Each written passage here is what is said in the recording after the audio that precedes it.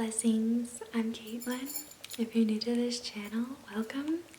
I guess the best way to sum me up or describe what it is that I'm doing or who I am is that I'm a tantric yogini.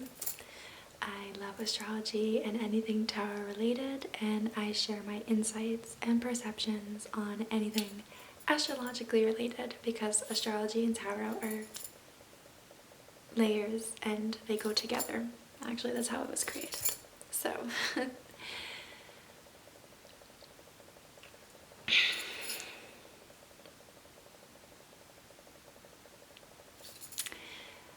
today I want to share my insights and perspective on the new moon in Sagittarius that is happening Friday, December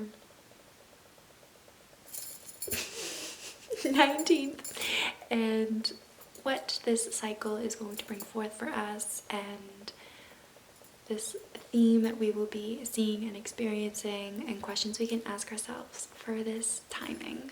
Let's start with the new moon and what this is. The new moon is the start of the lunar month, and it is not a time of celebration and gusto. It's a time of stillness. It's a time of gestation. It's a time where we plant seeds, whether it's in the astral or in the physical, of things we wish to bloom and grow.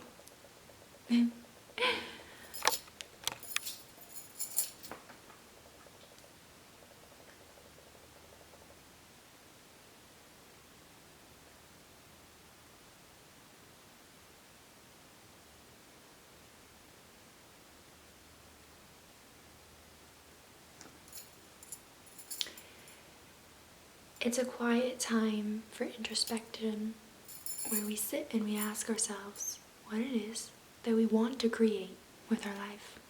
What do we want to do with this life force? Where do we want to put it into? What form do we want it to take? Many people think that it's just the sun that grows and sustains and nurtures life. Whether it's us, a lot of people think we're still disconnected, but the food and the nature around us, and the seeds. But this is not true. This is only half the picture. The other half of the picture is the moon. The moon is what nourishes the soil and nourishes the plant. It gives this soma, this cooling energy, whilst the sun gives agni, this building energy, right? This feminine and masculine polarity is visible in all dimensions, in all areas of life.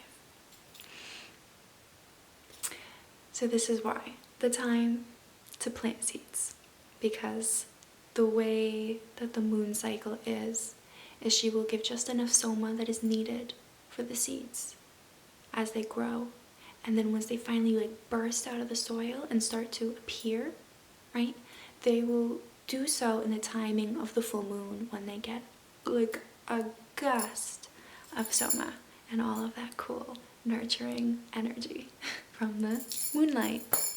Because what is the moon? The moon is just a mirror for the sun. That's what moonlight is. She takes in the energy from the sun and she reflects it. Much like that of a woman, no? New moon is when she will be right up to the sun, and she will be reflecting the sun's brilliance and light only to the moon, not to us. Just, they're gonna have their own little love affair going on. Right now, when I'm filming this video, right up until the new moon itself, we're in the waning phase of the new moon, and so light is decreasing, it's fading away, and this can be a time of a lot of emotions arising. You would think, what? But it is common. It's not a time of,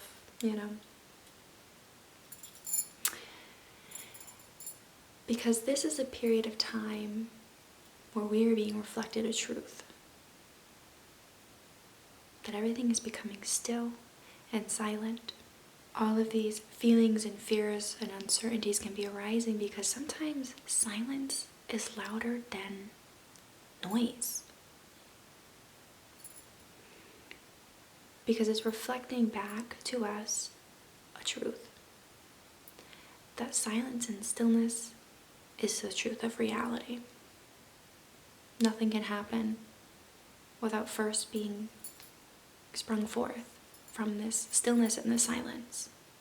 This stillness and this silence doesn't mean sitting like all day. Okay, that's not yoga, that's not meditation, that's just practice. Okay, it's practice for when you're walking and doing all of these activities in life, and you're carrying that space of stillness and emptiness within yourself, that no matter what is happening in the outside, nothing can affect your internal space. It remains untouched or unstruck.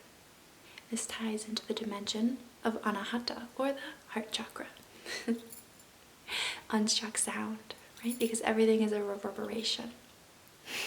And it's the art of creating our identity and our ego to be exactly what is needed in every situation and every moment that is for the benefit of everyone involved, not just the selfishness. And this ties into temperance. This is the Sagittarius ruled zodiac card. And temperance is not just about balance. I know that's what you may feel temperance to be, because that's what a lot of people say it is, but there's much, much, much, much deeper layers to temperance. Temperance asks, can you embrace the heated intensity of the divine without fracture? Feelings of fatigue, feelings of overwhelm, feelings of, whatever negative thing. Because in a simple term, or simple question, temperance is asking us, are you embodying your divinity? Are you embodying your spirituality? Are you embodying this ability to create yourself and the identity and ego that is needed in every single given moment? That is the benefit for everyone involved. And this is a skill. It's not a moral or a virtue, and it takes years of devotion, of practice to be able to master this. It's not something that's gonna happen overnight, okay? I can't get it to focus. I can't get it to focus. I can't get it to focus.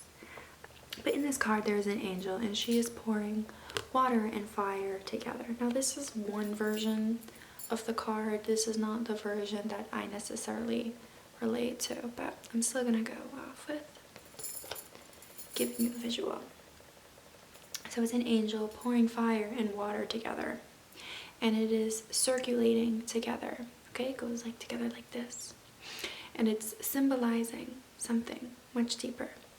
That temperance is a rhythm. It's a tempo. It's a pace. It's not a merging together. It's actually that when we do that is when we actually achieve this merging. Temperance embodies knowing when to speak and when not to speak, knowing when to move and when to be silent.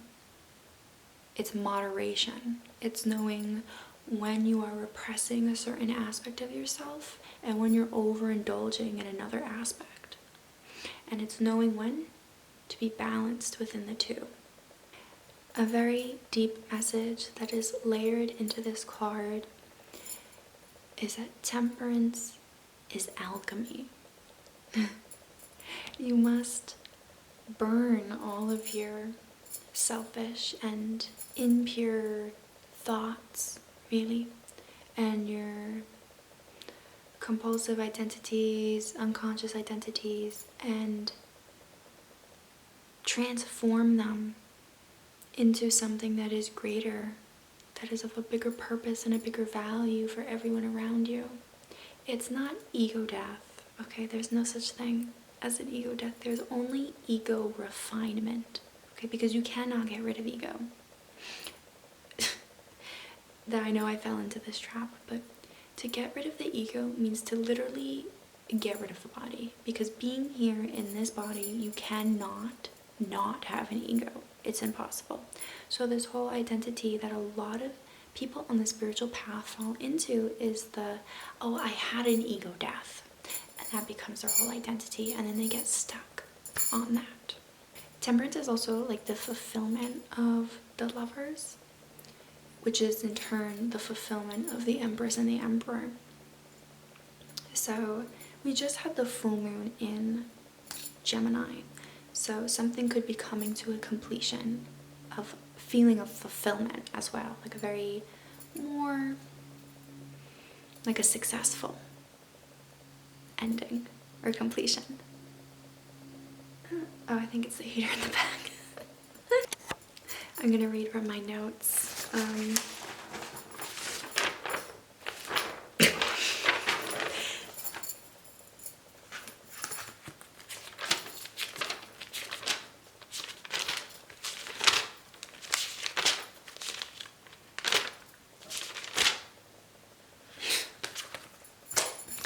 gonna read from my notes something that I wrote down. Temperance is the art of human consciousness raising into a new dimension of the experience of soul, experiencing oneself as the creator or master of your destiny, the material world, while simultaneously experiencing oneself as a child of God, a spark of the infinite boundless potential. It is an experience of being sacrificed and reborn anew. That is temperance in its completion and in its truth. And that is what is being asked of us. That's what opportunity is being presented to us, if we so wish and choose to take this opportunity. On the Kabbalah trait of life, temperance is the path from Yesod to Tifereth. I'm not sure if I'm saying that correctly, but that is the path.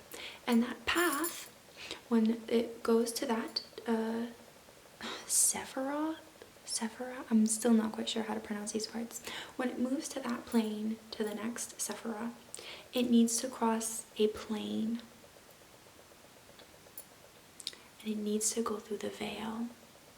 And it's symbolic of moving from the material world and receiving illumination of a higher world, or a world that is not created, an identity and an ego that is not created off of sensory pleasures, sensory fulfillment. I have one more card to share, and that would be the Nine of Wands. It's not going to show. And it's the Lord of Great Strength. Now, astrologically, this card symbolizes the moon in Sagittarius. So it's another layer, really, of what temperance is. So the moon will actually only be in Sagittarius for a day and a half. That's how she goes, that's how she flows. But at the start of the cycle, there's going to be themes of a spiritual adventure, like wanting more information and wanting to merge this masculine with the feminine, this conscious with the unconscious, or bringing heaven down onto earth. Because that's really what that implies. There's also a potential to realize that our creativity is directly connected to our emotions. And what does this card, Lord of Great Strength, mean? It's not a card of strength, actually. Actually, it is, but not in the way that you may think. Because it's a little different than the Rider-Waite version. Because the Rider-Waite version only scratched the surface, I feel.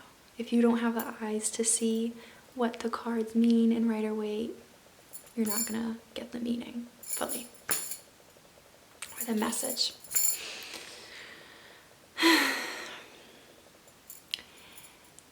The card displays when you are at the brink of breaking down. Too much force, too much adrenalized willpower, pushing and pushing and pushing you through.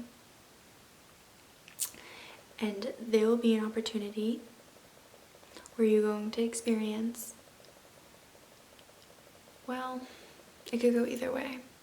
You could either not listen to your body telling you to take a fucking break, respectfully,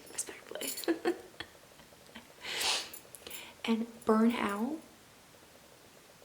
or you can listen to your body and pause, surrender, and that's what the biggest strength is. Strength is not forcing willpower over things. It is just surrendering and letting it go. It's knowing when to let go. That's the greatest strength, the biggest strength to have. I'm going to read a section of the article that I have written for Substack. I will link it down below so you can read the full article as well. There is no need to live your life with an overactive, adrenaline-boosted nervous system that is stuck in defense. Any more actions created and fueled by this adrenalized willpower will cause you to break. You do not need to prove yourself. You need to pace yourself. And this is what temperance is all about. That pace, that rhythm, that flow that you need to surrender into. It's not just doing. It's knowing when to pause, knowing when to act, knowing when to rest. So now that I've shared the meanings of these cards, I want to share some of these questions that I have put together that we can either reflect on or journal deeply. It really just depends on what works for you. This is also from my article post that I'll have linked down below.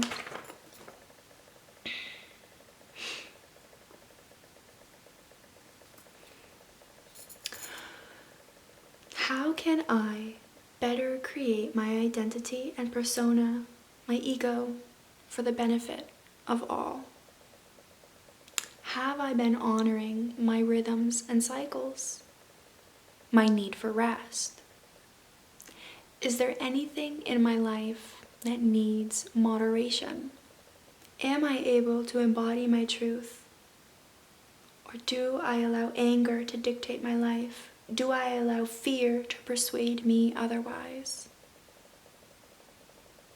Because a lot of the times we feel something that we really want to do and we don't do it because we let the fear consume us, and we let the fear really narrate our lives, which is coming from this particular identity that has been created. And temperance is about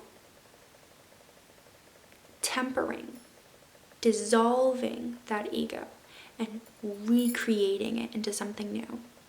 That you have the power and the ability to do that. You have the power and the ability to be the creator of your destiny, as what Sadhguru says. You have the power to create your life. Everything is within you. You just need to see it and then become it. So this is the end of this video. I want to say thank you for listening. I hope that you found this helpful or impactful in any sort of way. If you're interested in me and some of my offerings, I will have them listed in the link down below. I do dream readings, dream interpretations, and I do a few tarot card reading interpretations of different astrological things in the natal chart. I have different tiered options, so if you're interested, you can look there. I'm going to have a few more videos ready to be posted, so please stay tuned in for that, as well as some other articles and things like that. So, wishing you a lovely start of the new cycle that is ahead of us, and I hope you found this impactful